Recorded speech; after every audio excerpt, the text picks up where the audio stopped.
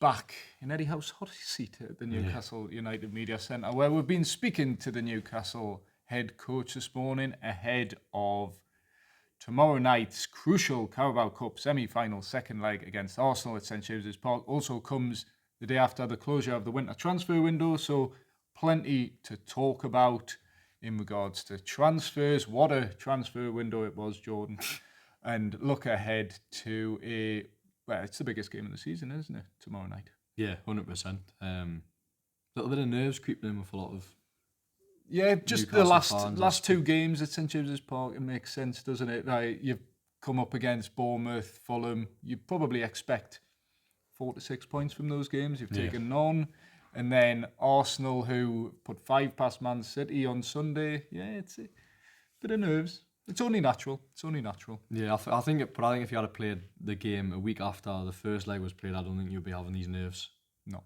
I think because the momentum was totally with Newcastle, but it's maybe rightly or wrongly in fans' head, but the momentum's changed a little bit because of those back-to-back St James's Park defeats. And then, of course, Arsenal thrashing Manchester City on Sunday. But Manchester City aren't the same team this season, in my opinion. They're still a very, very good team that had to spend a lot of money in the January transfer window. The only team in the January transfer window really to spend money to try and get themselves out of a rut. By their standards. So we'll wait and see if that is the case. But yeah, there is a bit nerves there. But I'm going to say start early on. I think Newcastle will get the job done tomorrow. Let's hope so. But they'll have to get the job done. Maybe jumping the gun here, but we're speaking to Eddie Howe. We'll start on injuries like we always do. They may have to get the job done without Joe Linton, the key man, because he went off on Saturday with a knee issue. Eddie Howe confirmed that after the game.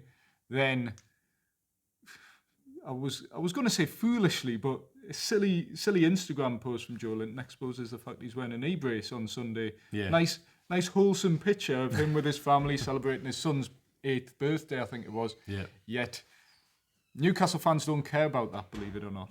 No. They love Joe Linton, but they're worried about his knee. Yeah. And Eddie Howe, I'd say he tried to play it down. In the press conference this morning, he said, look, that was just a precaution. We're going to give him every chance to be fit. But officially, he is a doubt for the game. Which, if Eddie Howe's saying a player is a doubt, if he's going that far, probably means we won't see him tomorrow night. Yeah, I don't think we'll see him. Even because I think Eddie Howe, as you mentioned there, said about him being out the knee brace, but it's 3 or 4 days after a game, so it's too soon. Look, this could age really badly, but usually it's trying to apply some logic to how these things happen. I doubt we'll see him tomorrow night, which does it give him a big decision in this centre midfield? Is there an obvious decision? But I would say that the 3 players that could potentially come in haven't played a lot of football and aren't really, maybe harshly, but aren't in form because they haven't played. They're not match sharp. That's the thing, and it's possibly not a criticism of Eddie Howe, but certainly something worth noting. As good as Newcastle's run of form has been, 10 wins in the last 12, the squad has not been rotated that much at all. Yeah. Really, it's been very consistent, and in some regard, you go, well, that's resulted in consistent performances in general, but then it's also led to certain players being lacking that match sharpness, which is obviously detrimental when then you have a key player like Joe Linton picking up an injury and you're going, well, who comes in? Joe Willock could come in, but he's come off the bench recently and hasn't looked sharp and looked like a player. Because he would probably be the obvious choice. Well, he played in the first leg, but I remember him struggling in the first leg in a performance where Newcastle otherwise were brilliant. I think he almost played himself out of starting on Wednesday based on his performance on Saturday, because I thought he was really, really poor on Saturday. Of course, what happened after with the racism stuff is disgusting. But I'm just judging this based on Joe Willock's performance. I thought he was really, really poor on Saturday when he came on. Didn't impact the game, but of course there was lots of others players that were as my voice cracks up, lots of other players that underperformed that day as well. Yeah, there's other players to consider. You've got Sean Longstaff, Lewis Miley. Lewis Miley's actually almost usurped Sean Longstaff as that next midfielder in the pecking order recently. We've seen him come on more in recent weeks than we've seen Sean Longstaff come on. So is he almost in Eddie Howe's thoughts ahead of Sean Longstaff heading into the game? Because, I mean, he played in the FA Cup game, albeit against Bromley, but did really well. Yeah, it was probably the starting out performer. Trying to think back. I think he was. Or certainly one of the starting out performers. He got maybe a bit of criticism for the opening goal, but then scored a really good goal, and everything sort of came through him early on, certainly in the first half in that game, to make things happen. But then, yeah, it's a tough decision for Eddie Howe, because Joe Linton is very unique, and Eddie Howe addressed that in the fact that if he's not playing, there's no one else who can do what he can. And these type of games against Arsenal, where you need almost a battering ram, a bully, you might not have the technical quality at times, but he can just raise the physical standards of the team and get the crowd in the game a lot more. And I think that's a real underrated quality of Joe Linton's, the way if a game's in a bit of a lull and the crowd aren't really feeling it, a Joe Linton shoulder charge or big tackle roar to the crowd can always get momentum behind things. So yeah, I think he'll be a big miss if he indeed doesn't play. But one player who we could see after 8 weeks away, Callum Wilson. Yeah, I know. Can't believe it. A boost. Well, we'll wait and see. Eddie Howe said training today. We'll wait and see. But he said he'd be there or thereabouts. Not what it would be a boost, because they've got not a blessed with an array of attacking options at this moment in time. So to have him on the bench at least gives you an option. So in short, I think it's a boost. Sorry, my voice is really cracking up. Sorry. Do you want me to take the talking reins? Liam Kennedy hat on. Right. Yeah, I can chip in, but my voice has totally been cracking up all the last couple of days because I've been loaded with flu. So apologies, viewers. I'm trying to battle on. I didn't want you to do a solo video, Dom, so I'm trying to battle on for you. But appreciate it. But yeah, big talking point, obviously, aside from the Arsenal game, which is obviously a huge game, comes after deadline day. Lloyd Kelly loaned to Juventus with an obligation to buy in the summer.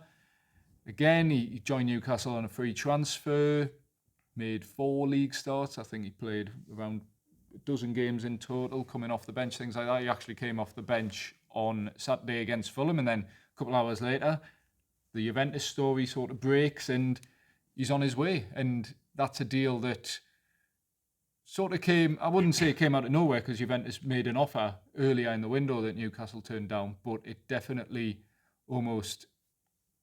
it was a late twist in the transfer window for Newcastle, where they were able to basically make a pure profit on a player that they got for nothing the previous summer. Eddie Howe was sat in this room on Friday saying they didn't expect anyone else to go, and then of course Lloyd Kelly comes on for the final 5 minutes, whatever it was, maybe less. And then, within a few hours of full-time news breaks of interest. So, look, I don't know if many people will disagree, but I think based on picking up for free, play on big wages, who was behind 3 players at centre-half, and then you could probably argue 2 with Matt Target coming back at left-back alongside Lewis Hall. So not pushing for a first-team start, finances, I think for an offer, £20 million obligation is unbelievable in my opinion. Far too good to turn down. Absolute no-brainer, because he's not a player. Newcastle have lost 2 players this transfer window, and Eddie Howe didn't feel particularly comfortable in making his squad weaker for probably another transfer window, second transfer window running.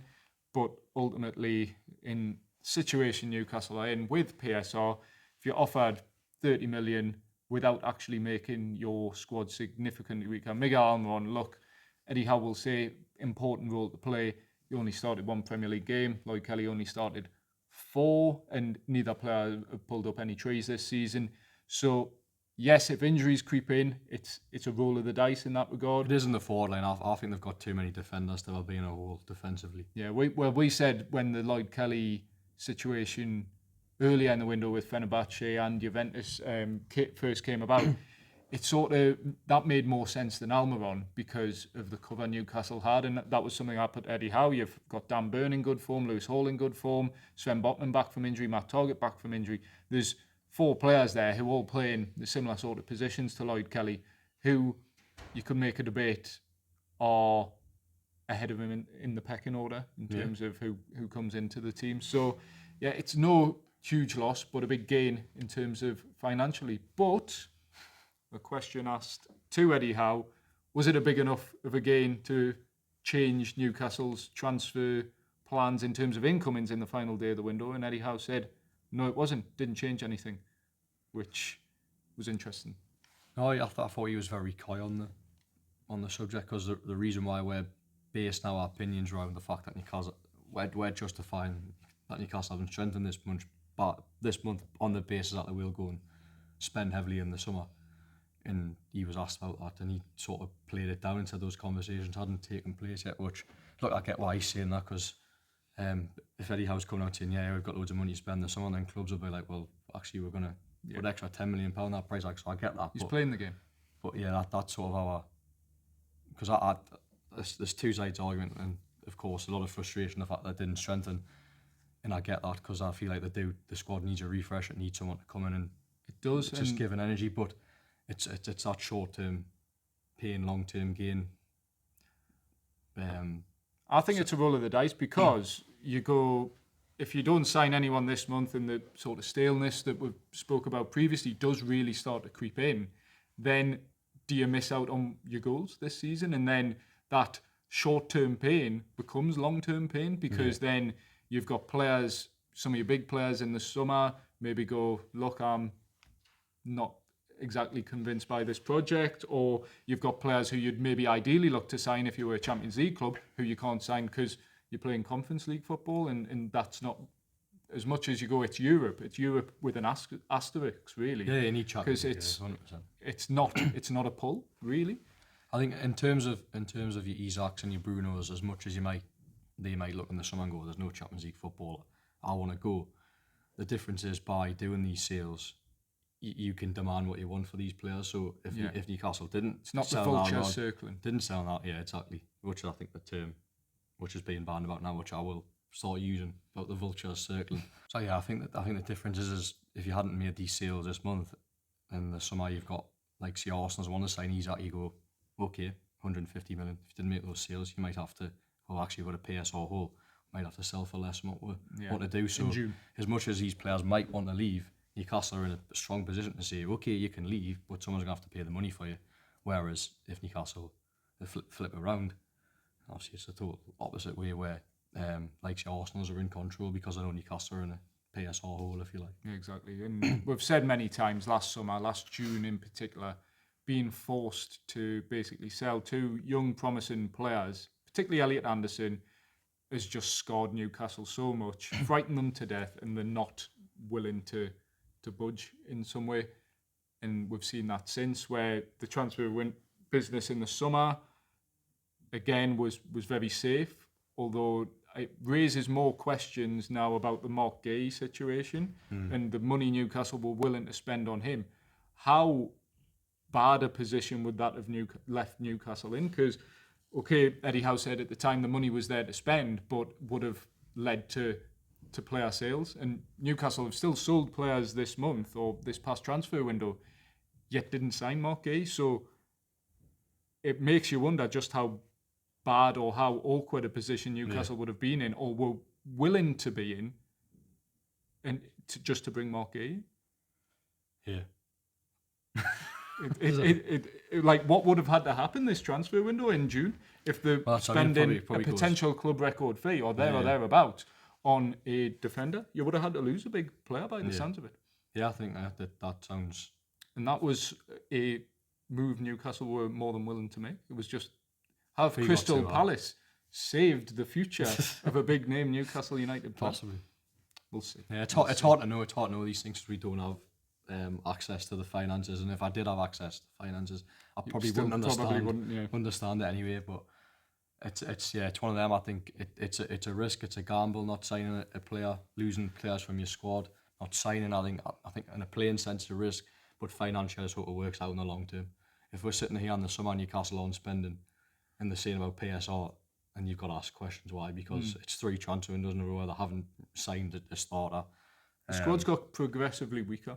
You're clutching at straws, and I was saying to you before the presser, clutching at straws and going, well, we've got Sven Botman back, like a new signing, or in the summer we've got Sandro Tonali back, like a new signing. That's a message Paul Mitchell actually has conveyed twice now when speaking to the media as well. So players being like new signings from within, it's clutching at straws really. The squad on paper is getting weaker. And now the one marquee signing of the summer, I use that in heavy quotation marks, Lloyd Kelly is now already out the door. Yeah. But great piece of business, in my opinion, because you've got him for nothing, high earner as well, maybe not as high as has been reported, that was it £150,000 a week, yeah. Don't know. No, but that's he's a high earner, and they paid nothing for him, and then they've managed to recoup the best part of £20 million, or will recoup when that deal happens. So in the summer, I do wonder if Lloyd Kelly had left earlier, they might have had second thoughts about doing something. Was it too late? But to be fair, the message has been from December onwards is that they had no intentions of spending this month. Yeah. So, yeah, it's a big frustration because I do, as I say, I think it's a risk, it's a gamble, but they've done it now and they're going to have to try and just get by the next few months, and hopefully it ends in Europe. Because if it ends in Europe and it ends in maybe a Carabao Cup, then you look at this January as what a gamble that was. It's just it will be decided by what unfolds the next couple of months. It's just a strange feeling to be in, where we've got one of the biggest games of the season, or in Newcastle's recent history, on Wednesday night, and there's just a feeling of nerves, of uncertainty, and it's a strange feeling. We should be going, God, we've got a 2-0 lead, we've just done a great piece of business with Lloyd Kelly, and yeah, we're looking forward to potentially reaching another Carabao Cup final. It's happy days, but instead, it's always turmoil. Always turmoil. Well, it's not turmoil, sorry, but there's always something with Newcastle. Yeah. This is typical Newcastle, to be on the cusp of a Wembley final for the second time. But what I would say, the last time Newcastle were on the cusp of a Wembley final, they brought in 2 big hitters and presented them ahead of the Carabao Cup semi-final against Southampton, and that got them over the line. That boost of seeing Anthony Gordon and Harrison Ashby on the pitch was huge. Well, I think Trevor Sanusi should do a lot of one at half time tomorrow. That'll give us a boost. But no, but my point is, a new signing of any regard really just refreshes things, gives everyone a boost, gives the fans a boost, gives the squad a boost. You go, it's a new player, have a point to prove, and it just doesn't sound like anything was forthcoming. But it's frustrating when you look at, I'll use Aston Villa as an example. I'm not saying the business they did was incredible by any means, but they brought players in on loan that will freshen things up in some way. I think it's a risk for them though. It is a risk. The 2 players have signed that. Where loans are risky in PSR as well, because you're paying wages, you're paying a loan fee, and you can't get anything back. Yeah.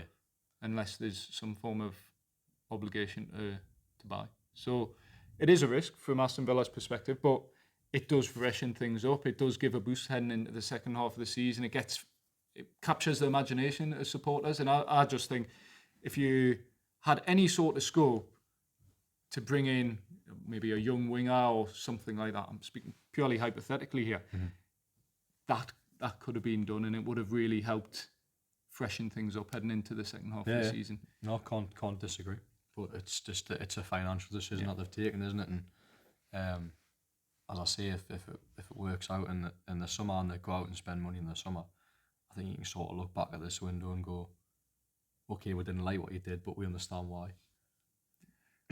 What matters ultimately is the results on the pitch. Exactly, that's what will be defined. This conversation and all sort of complaints, or however you want to put it, about the transfer business go away if the team are winning on the pitch and achieve what they want to achieve at the end of the season. But it is a risk the club play where, look, you've missed out on Europe in last season. For this season, the general consensus was, well, we'll go back to 2 years ago when Newcastle didn't have Europe, managed to come fourth, almost recalibrate your expectations to that.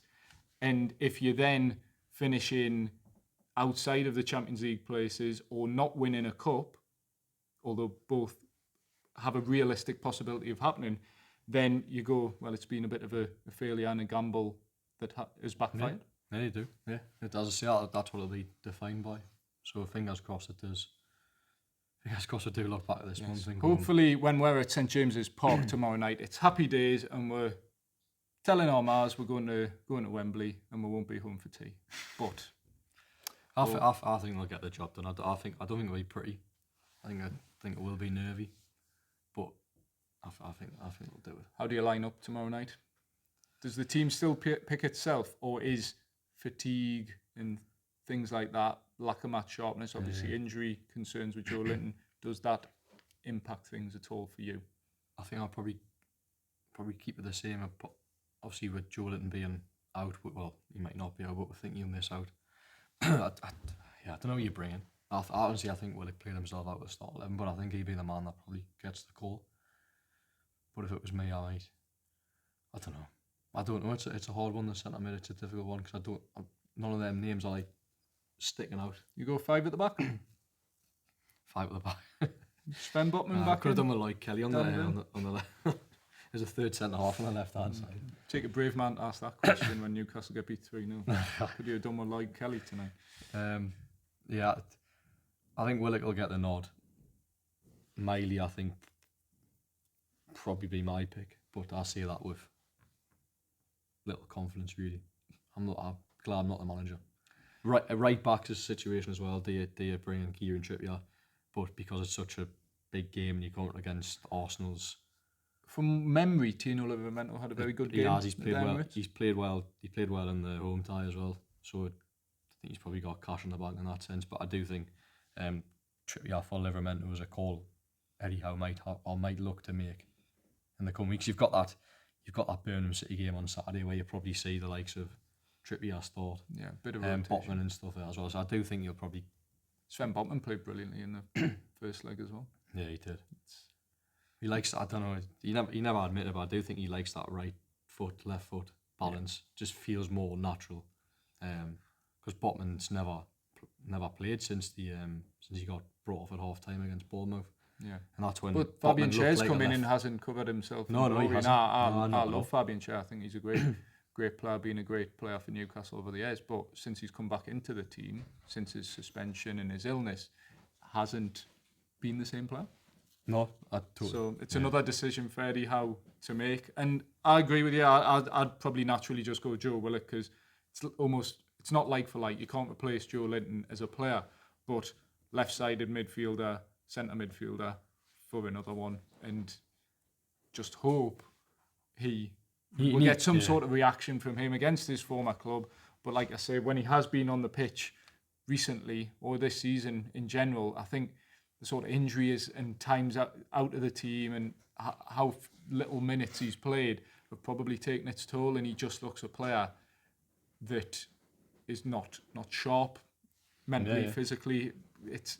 Things aren't happening quickly with Joe Willock, whereas previously he was probably that player. So yeah, I think it's a risk. It's a massive blow if Newcastle don't have Joe Linton, but I think Joe Willock is a player who possibly gets the nod for me just because he's got more minutes than the other two midfielders recently, and just has the nous to a degree, and also he's coming up against his former club. That's a factor as well, and also the legs athleticism, which will be important because Sean Longstaff, Lewis Miley, good players that work hard, but in terms of getting up and down, Joe Willock does give you a bit of that as well, and ball carrying as well. So yeah, it's not an ideal position for Eddie Howe to be in, but hey, could be a lot worse. You could be without Bukayo Saka and Gabriel Jesus and all that. So yeah, they've got a couple of big players. Didn't affect them on Sunday, but no, but I just think the crowd will be really up for it tomorrow, and I think Arsenal have had a tendency to be bullied up here. I think they've been, and I think that's why Joe Linton would be a massive miss because he is the epitome of being a bully. And I mean that in a good way. Yeah. Where he gives that aggression. I think he leads that. So I think we'll miss that tomorrow, but I'm sure there'll be other players that step up and get right in the faces of Arsenal and make it a horrible place to come. Because that's when St James's Park is at its best. When a team like Arsenal comes up here and the crowd's on top of you, the players are getting involved physically. So I think we'll see that tomorrow night. I'd say we've had the 2 games, the 2 defeats, but I think this game in isolation is one where if you can't get up for this, then you can't get up for any game. No hope, yeah. But big boost for Newcastle. Carabao Cup balls as well. Right. They like them. Carabao Cup balls. So. Yeah. Mikel Arteta doesn't like them. Sorry. I didn't click there. I know, yeah. So that's a boost. I forgot about that. I forgot about Mikel Arteta's complaining So about the balls. if any shots are skied, you know what Mikel Arteta's thinking. No. Well, hopefully they are skying shots, but Newcastle's are going. Exactly. They definitely skied shots the last time the sides met, but then so did Newcastle. No. But yeah, before we finish off, we'll have a word from our sponsors. Comply IT Limited. Worrying about disposing of your old IT equipment? Don't be. Comply IT handle everything. Secure collection, detailed tracking, and certified data destruction. That's Comply IT Limited. We've also got Mitigate. Mitigate enhances workplace mental health, helping businesses stay compliant, reduce absences, and unlock higher productivity, creating healthier, happier teams. And of course, our OG sponsors, Four Rivers Financial Planning. Four Rivers Financial Planning offer holistic financial advice for all stages of life, ensuring your plan remains robust and adaptable in the ever-changing world we live in. So yeah, those are our 3 sponsors. Check out the links in the description, as well as the Geordie Journos shop, of course. Please remember to like, comment, share, subscribe for all your latest Geordie Journos content. Me and Jordan will be back at St James's Park, hopefully talking about another... We don't care if it's a win, a narrow loss or a draw, as long as Newcastle get through. So yes, we'll be back at St James's Park tomorrow night, and we'll see you there. Thanks for watching.